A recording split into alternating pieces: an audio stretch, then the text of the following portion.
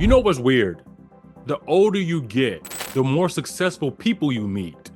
The more I realize a lot of people aren't building freedom. They're maintaining an image.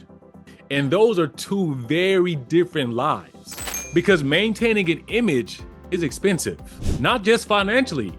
I'm talking mentally, emotionally. You kind of always have to keep proving or keep performing. You basically have to make it seem like everything is working, even when it isn't. And I started noticing this years ago. I'd be sitting with investors, entrepreneurs. I'm talking about people that are doing objectively really well in everybody's opinion. And if you ask them, how are things really going? You'd rarely get the real answer. You'd get the polished version, or more like the professional answer, I'd say. And what's funny, I caught myself doing the exact same thing. There were seasons in banking and when I started my own business where I felt a shit ton of pressure, but I didn't want to look like I was being pressured. And I'm talking times where I didn't want to look pressured. And it was mainly when I was in the process of making my next move. I just didn't want to come across looking uncertain. And it would be in the moments where I knew I really needed the help. But I kind of wanted to just make it seem like I had everything handled. And that's when I realized something very uncomfortable. The image that I was trying to maintain was becoming a full-time job. And for me, the more impressive I looked, I started to feel like I was becoming less honest. Maybe that was just how I felt about myself. So if you're ambitious, you probably felt that same pressure that I just mentioned, or the pressure to look like you're actually really successful. And I think the biggest one is when you're trying to move in these certain environments, you got that pressure of feeling like you're confident. And I think that comes down to just basically making it seem like everything that you're doing is actually working, and it's not. I mean, so the problem isn't that you're actually lying, it's that you're starting to believe the performance. And when you do that, you stop asking yourself, what do I really need? And then you're like, how does this actually look? And this is where the trap begins. Because once image starts to be more important than the truth, that's when your growth actually starts to slow down. So a quick question for you. Have you ever noticed some people spend more time working on perception than their actual reality? If this conversation feels all too familiar to yourself, then good, because that's what this channel is for. And your neighbor already subscribed while you're still sitting there evaluating your situation. But anyway, let's continue. Being impressive is not always about your ego. Sometimes it's about your protection. Because when people are impressed, they stop questioning you, or they stop doubting you. And so they stop looking at you so closely. And at that time, that can feel safe, especially for a person like myself or even you who's trying to escape an environment that they came from.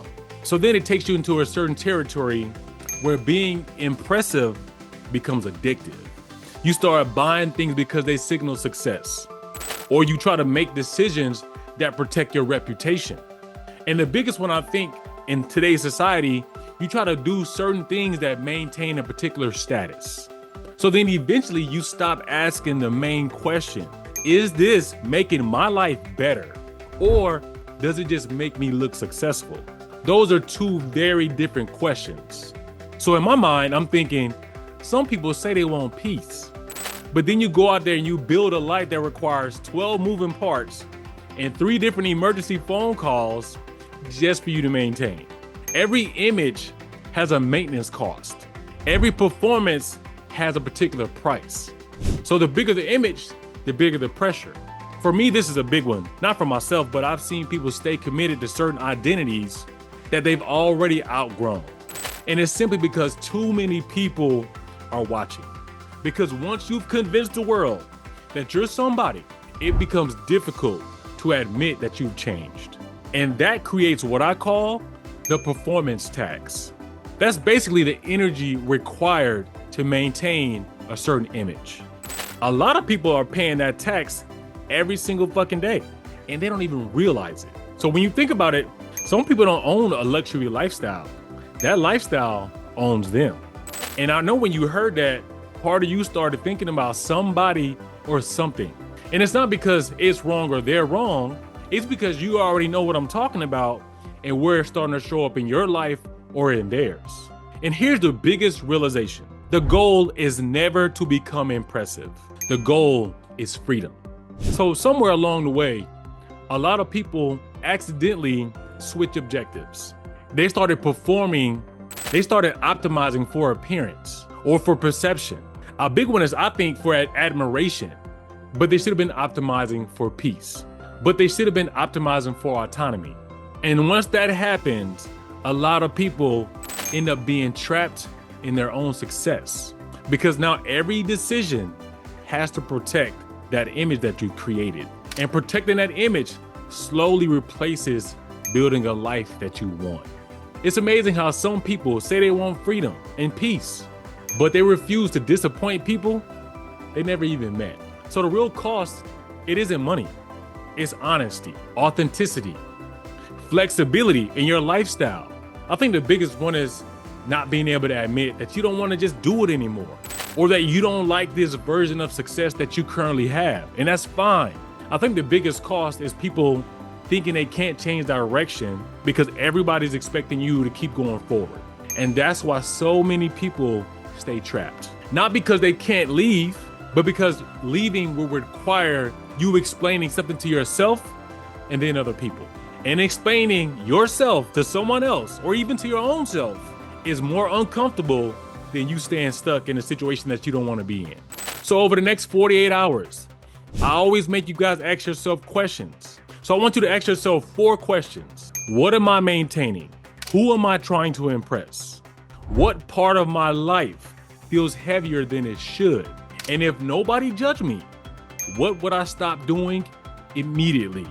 That's the big one. Ask yourself that one. If nobody was paying attention, what would I stop right now if I could?